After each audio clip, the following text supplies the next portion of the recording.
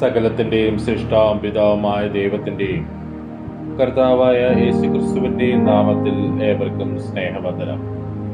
ഇന്ന് മെയ് 29. ഇന്ന് നമ്മൾ വായിക്കുന്ന ആദ്യത്തെ വായനാഭാഗം യോശുവ 15-ാം അധ്യായം. യോശുവ 15-ാം അധ്യായം 1-ാം വാക്യം മുതൽ. യഹൂദ മക്കളുടെ ഗോത്രത്തിന് കുടുംബമായി കിട്ടിയ ഓഹരി തെക്കേ ദേശത്തിന്റെ തെക്കേ അറ്റത്ത് ഏദോമിന്റെ അതിരായ സീൻ മരുഭൂമി വരെ തന്നെ. അവരുടെ തെക്കേ അതിർ ഉപ്പുകടലിന്റെ അറ്റം മുതൽ തെക്കോട്ട് നീണ്ടിരിക്കുന്ന ഇടക്കടൽ മുതൽ തന്നെ ആയിരുന്നു. അത് അക്രബയും കയറ്റത്തിന് തെക്കോട്ട് ചെന്ന് സീനിലേക്ക് കടന്ന് കാദേശ് ബർന്നയുടെ തെക്ക് കൂടി കയറി ഹെസ്രോൻ കടന്ന് ആദാരിലേക്ക് കയറി കാർക്കയിലേക്ക് തിരിഞ്ഞ് അസ്മോനിലേക്ക് കടന്ന് മിസ്രൈം തോട് വരെ ചെല്ലുന്നു. ആ അതിർ സമുദ്രത്തിങ്കൽ അവസാനിക്കുന്നു. അത് നിങ്ങളുടെ തെക്കേ അതിർ ആയിരിക്കണം. കിഴക്കേ അതിർ യോർദാന്റെ അഴിമുഖം വരെ ഉപ്പുകടൽ തന്നെ. വടക്കേ അതിർ യോർദാന്റെ അഴിമുഖമായ ഇടക്കടൽ തുടങ്ങി ബേത് ഹോഗ്ലയിലേക്ക് കയറി ബേത് അരാബയുടെ വടക്കുകൂടി കടന്ന് രൂബേന്റെ മകനായ ബോഹാന്റെ കല്ല് വരെ കയറി ചെല്ലുന്നു. പിന്നെ ആ അതിർ ആഖോർ താഴ്വര മുതൽ ദേബേരിലേക്ക് കയറി വടക്കോട്ട് തോട്ടത്തിന്റെ തെക്ക് വശത്തുള്ള അദുമ്മീം കയറ്റത്തിനെതിരെയുള്ള ഗിൽഗാലിന് ചെന്ന് ഏൻ ഷെമേശ് വെള്ളത്തിങ്കിലേക്ക് കടന്ന് ഏൻ രോഗേലിങ്കൽ അവസാനിക്കുന്നു. പിന്നെ ആ അതിർ ബെൻ ഹിന്നോം താഴ്വരയിൽ കൂടി കയറി എരുസലേം എന്ന എബൂസിഗിരിയുടെ തെക്കോട്ട് കടന്ന് ഹിന്നോം താഴ്വരയുടെ മുമ്പിൽ പടിഞ്ഞാറോട്ടും രഫായിം താഴ്വരയുടെ അറ്റത്ത് വടക്കോട്ടുമുള്ള മലയുടെ മുകളിലേക്ക് കയറി ചെല്ലുന്നു. പിന്നെ ആ അതിർ മലയുടെ മുകളിൽ നിന്ന് നെപ്തോഹയിലെ നീരുറവിലേക്ക് തിരിഞ്ഞ് എഫ്രോം മലയിലെ പട്ടണങ്ങൾ വരെ ചെന്ന് കിര്യത്ത് യെയാരീം എന്ന ബാലയിലേക്ക് തിരിയുന്നു. പിന്നെ ആ അതിർ ബാല മുതൽ പടിഞ്ഞാറോട്ട് സീർ മല വരെ തിരിഞ്ഞ് കെസാലോൻ എന്ന യെയാരീം മലയുടെ പാർശ്വം വരെ വടക്കോട്ട് കടന്ന് ബേത് ഷെമേശിലേക്ക് ഇറങ്ങി തിമ്നയിലേക്ക് ചെല്ലുന്നു. പിന്നെ ആ അതിർ വടക്കോട്ട് എക്രോന്റെ പാർശ്വം വരെ ചെന്ന് സിക്രോനിലേക്ക് തിരിഞ്ഞ് ബാലാമലയിലേക്ക് കടന്ന് യബ്നേലിൽ ചെന്ന് സമുദ്രത്തിങ്കൽ അവസാനിക്കുന്നു. പടിഞ്ഞാറേ അതിർ നെടുകെ മഹാസമുദ്രം തന്നെ. ഇത് യഹൂദ മക്കൾക്ക് കുടുംബമായി കിട്ടിയ അവകാശത്തിന്റെ ചുറ്റുമുള്ള അതിർ. യഹോവ യോശുവോട് കൽപ്പിച്ചതുപോലെ അവൻ യെഫുന്നയുടെ മകനായ കാലേബിന് യഹൂദ മക്കളുടെ ഇടയിൽ ഓഹരിയായിട്ട് അനാക്കിന്റെ അപ്പനായ അർബയുടെ പട്ടണമായ ഹെബ്രോൻ കൊടുത്തു. അവിടെ നിന്ന് കാലേബ് അനാക്കിന്റെ പുത്രന്മാരായ ശേഷായി, അഹീമാൻ, തൽമായി എന്നീ 3 അനാക്കരെ നീക്കിക്കളഞ്ഞു. അവിടെ നിന്ന് അവൻ ദെബീർ നിവാസികളുടെ നേരെ ചെന്നു. ദെബീറിന്റെ പേർ മുമ്പേ കിര്യത്ത് സെഫേർ എന്നായിരുന്നു. കിര്യത്ത് സെഫേർ ജയിക്കുന്നവന് ഞാൻ എന്റെ മകൾ അക്സായെ ഭാര്യയായി കൊടുക്കും എന്ന് കാലേബ് പറഞ്ഞു. കാലേബിന്റെ സഹോദരനായ കേനസിന്റെ മകൻ ഒത്നിയേൽ അതിനെ പിടിച്ചു. അവൻ തന്റെ മകൾ അക്സായെ അവന് ഭാര്യയായി കൊടുത്തു. അവൾ വന്നാറെ തന്റെ അപ്പനോട് ഒരു നിലം ചോദിപ്പാൻ അവനെ ഉത്സാഹിപ്പിച്ചു. അവൾ കഴുതപ്പുറത്തു നിന്ന് ഇറങ്ങിയപ്പോൾ കാലേബ് അവളോട്, നിനക്ക് എന്തു വേണം എന്ന് ചോദിച്ചു. എനിക്ക് ഒരു അനുഗ്രഹം തരേണം. നീ എന്നെ തെക്കേ ദേശത്തേക്കല്ലോ കൊടുത്തിരിക്കുന്നത്. നീരുറവുകളെ കൂടെ എനിക്ക് തരയണം എന്ന് അവൾ ഉത്തരം പറഞ്ഞു. അവൻ അവൾക്ക് മലയിലും താഴ്വരയിലും നീരുറവുകളെ കൊടുത്തു. യഹൂദ ഗോത്രത്തിന് കുടുംബമായി കിട്ടിയ അവകാശം ഇതത്രേ.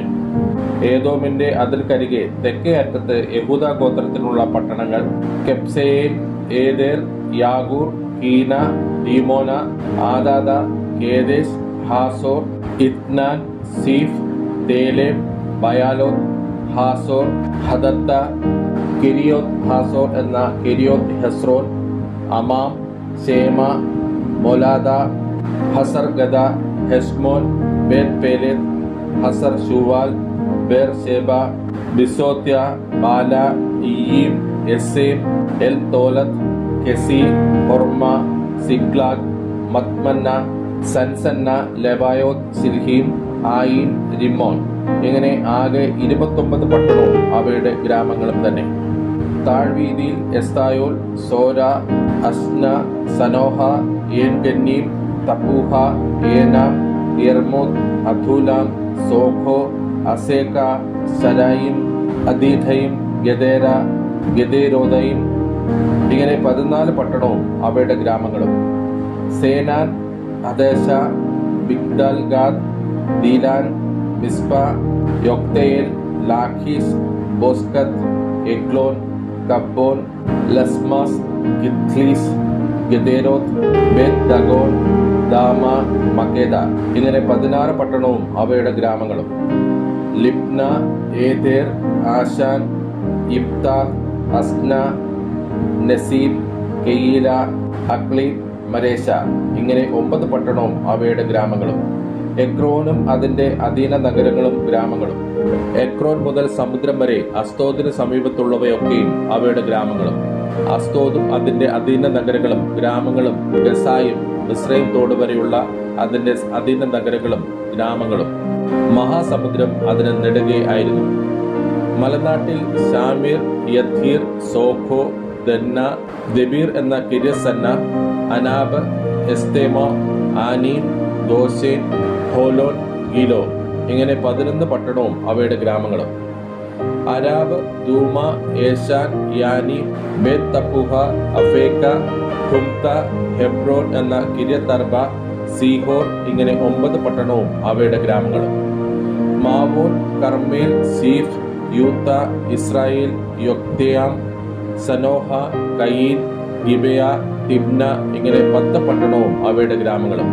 ഹൽഹൂൽ, ബേത്സൂർ, ഗദോർ, മാരത്ത്, ബേത് അനോത്ത്, എൽത്തേക്കോൻ ഇങ്ങനെ 6 പട്ടണവും അവയുടെ ഗ്രാമങ്ങളും. കിര്യത്ത് യെയാരീം എന്ന കിര്യത്ത് ബാൽ, രബ്ബ ഇങ്ങനെ 2 പട്ടണവും അവയുടെ ഗ്രാമങ്ങളും. മരുഭൂമിയിൽ ബേത് അരാബ, മിദ്ദീം, സെഖാഗ, നിബ്ഷാൻ, ഈർ ഹമേലെഹ്, ഏൻ ഗദ്ദി ഇങ്ങനെ 6 പട്ടണവും അവയുടെ ഗ്രാമങ്ങളും. യെരുശലേമിൽ പാർത്തിരുന്ന എബൂസ്യരെയോ യഹൂദ മക്കൾക്ക് നീക്കിക്കളവാൻ കഴിഞ്ഞില്ല. അങ്ങനെ എബൂസ്യർ ഇന്ന് വരെ യഹൂദ മക്കളോടുകൂടെ യെരുശലേമിൽ പാർത്തു വരുന്നു. ഇന്ന് നമ്മൾ വായിക്കുന്ന 2ാമത്തെ വായനാഭാഗം യെശയ്യാ പ്രവാചകന്റെ പുസ്തകം 20ഉം 21ഉം അധ്യായങ്ങൾ. യെശയ്യാ പ്രവാചകന്റെ പുസ്തകം 20ാം അധ്യായം 1-ാം വാക്യം മുതൽ. അശൂർ രാജാവായ സർഗോന്റെ കൽപ്പന പ്രകാരം തർത്താൻ അസ്തോദിലേക്ക് ചെന്ന് അസ്തോദിനോട് യുദ്ധം ചെയ്ത് അതിനെ പിടിച്ച ആണ്ടിൽ ആ കാലത്ത് തന്നെ യഹോവ ആമോസിന്റെ മകനായ യെശയ്യാവോട്, നീ ചെന്ന് നിന്റെ അരയിൽ നിന്ന് രക്തശീല അഴിച്ചുവെച്ച് കാലിൽ നിന്ന് ചെരുപ്പും ഊരിക്കളക എന്ന് കൽപ്പിച്ചു. അവൻ അങ്ങനെ ചെയ്ത് നഗ്നനായും ചെരുപ്പിടാതെയും നടന്നു. പിന്നെ യഹോവ അരുളി ചെയ്തത്, എന്റെ ദാസനായ യെശയ്യാവ് മിസ്രൈമിനും കൂശിനും അടയാളവും അത്ഭുതവുമായിട്ട് 3 സംവത്സരം നഗ്നനായും ചെരുപ്പിടാതെയും നടന്നതുപോലെ അശൂർ രാജാവ് മിസ്രൈമിൽ നിന്നുള്ള ബദ്ധന്മാരെയും കൂശിൽ നിന്നുള്ള പ്രവാസികളെയും ആബാലവൃദ്ധം മിസ്രൈമിന്റെ ലജ്ജയ്ക്കായിട്ട് നഗ്നന്മാരും ചെരുപ്പിടാത്തവരും ആസനം മറയ്ക്കാത്തവരുമായി പിടിച്ചുകൊണ്ടുപോകും. അങ്ങനെ അവർ തങ്ങളുടെ പ്രത്യാശയായിരുന്ന കൂശും തങ്ങളുടെ പുകഴ്ചയായിരുന്ന മിസ്രൈമും നിമിത്തം ഭ്രമിച്ച് ലജ്ജിക്കും. ഈ കടൽക്കരയിലെ നിവാസികൾ അന്ന് അശൂർ രാജാവിന്റെ കയ്യിൽ നിന്ന് വിടുവിക്കപ്പെടുവാൻ സഹായത്തിനായി, നാം ഓടിച്ചെന്നിരുന്ന നമ്മുടെ പ്രത്യാശ ഇങ്ങനെയായല്ലോ, ഇനി നാം എങ്ങനെ രക്ഷപ്പെടും എന്ന് പറയും. യെശയ്യാ പ്രവാചകന്റെ പുസ്തകം 21-ാം അധ്യായം 1-ാം വാക്യം മുതൽ. സമുദ്രതീരത്തെ മരുഭൂമിയെക്കുറിച്ചുള്ള പ്രവാചകൻ. തെക്ക് ചുഴലിക്കാറ്റ് അടിക്കുന്നത് പോലെ അത് മരുഭൂമിയിൽ നിന്ന്, ഭയങ്കര ദേശത്ത് നിന്ന് തന്നെ വരുന്നു. കഠിനമായൊരു ദർശനം എനിക്ക് വെളിപ്പെട്ടിരിക്കുന്നു. ദ്രോഹി ദ്രോഹം ചെയ്യുന്നു, കവർച്ചക്കാരൻ കവർച്ച ചെയ്യുന്നു. ഏലാമേ കയറി ചെല്ലുക, മേധിയെ നിരോധിച്ചു കൊള്ളുക, അതിന്റെ ഞെരുക്കമൊക്കെയും ഞാൻ നിർത്തിക്കളയും. അതുകൊണ്ട് എന്റെ അരയിൽ വേദന നിറഞ്ഞിരിക്കുന്നു. നോവ് കിട്ടിയ സ്ത്രീയുടെ നോവ് പോലെയുള്ള വേദന എന്നെ പിടിച്ചിരിക്കുന്നു. എനിക്ക് ചെവി കേട്ടുകൂടാതെ വണ്ണം ഞാൻ അതിവേദനപ്പെട്ടിരിക്കുന്നു. കണ്ണ് കാണാതെ വണ്ണം ഞാൻ പരിഭ്രമിച്ചിരിക്കുന്നു. എന്റെ ഹൃദയം പതറുന്നു, ഭീതി എന്നെ ഭ്രമിപ്പിച്ചിരിക്കുന്നു. ഞാൻ കാക്ഷിച്ച സന്ധ്യാസമയം അവൻ എനിക്ക് വിറയലായി തീർത്തു. മേശ ഒരുക്കുവിൻ, പരവതാനി വിരിപ്പിൻ, ഭക്ഷിച്ച് പാനം ചെയ്യുവിൻ. പ്രഭുക്കന്മാരെ എഴുന്നേൽപ്പിൻ, പരിചയ്ക്ക് എണ്ണ പൂശുവിൻ. കർത്താവ് എന്നോട്, നീ ചെന്ന് ഒരു കാവൽക്കാരനെ നിർത്തിക്കൊള്ളുക, അവൻ കാണുന്നത് അറിയിക്കട്ടെ. ഈരണ്ടായി 10 കുതിരപ്പടയെയും കഴുതപ്പടയും ഒട്ടകപ്പടയും കാണുമ്പോൾ അവൻ ബഹുശ്രദ്ധയോടെ ശ്രദ്ധിക്കട്ടെ എന്ന് കൽപ്പിച്ചു. അവൻ ഒരു സിംഹം പോലെ അലറി, കർത്താവേ, ഞാൻ പകൽ ഇടവിടാതെ കാവൽ നിൽക്കുന്നു. രാത്രി മുഴുവനും ഞാൻ കാവൽ കാത്തുകൊണ്ടിരുന്നു. ഇതാ ഒരു കൂട്ടം കുതിരച്ചേവകർ ഈരണ്ടായി കുതിരപ്പട വരുന്നു എന്ന് പറഞ്ഞു. വീണോ, ബാബേൽ വീണോ, അതിലെ ദേവന്മാരുടെ വിഗ്രഹങ്ങളൊക്കെയും നിലത്ത് വീണ് തകർന്നു കിടക്കുന്നു എന്നും അവൻ പറഞ്ഞു. എന്റെ മതിയെ, എന്റെ കളത്തിലെ ധാന്യമേ, ഇസ്രായേലിന്റെ ദൈവമായ സൈന്യങ്ങളെ യഹോവ അരുളി ചെയ്ത് ഞാൻ കേട്ടിട്ടുള്ളത് നിങ്ങളോട് അറിയിച്ചിരിക്കുന്നു. ധൂമയെക്കുറിച്ചുള്ള പ്രവാചകം, കാവൽക്കാര രാത്രി എന്തായി, കാവൽക്കാര രാത്രി എന്തായി എന്ന് ഒരുത്തൻ സെയിരിൽ നിന്ന് എന്നോട് വിളിച്ചു ചോദിക്കുന്നു. അതിന് കാവൽക്കാരൻ, പ്രഭാതവും രാത്രിയും വന്നിരിക്കുന്നു, നിങ്ങൾക്ക് ചോദിക്കണമെങ്കിൽ ചോദിച്ചു കൊള്ളുവിൻ, പോയി വരുവിൻ എന്ന് പറഞ്ഞു.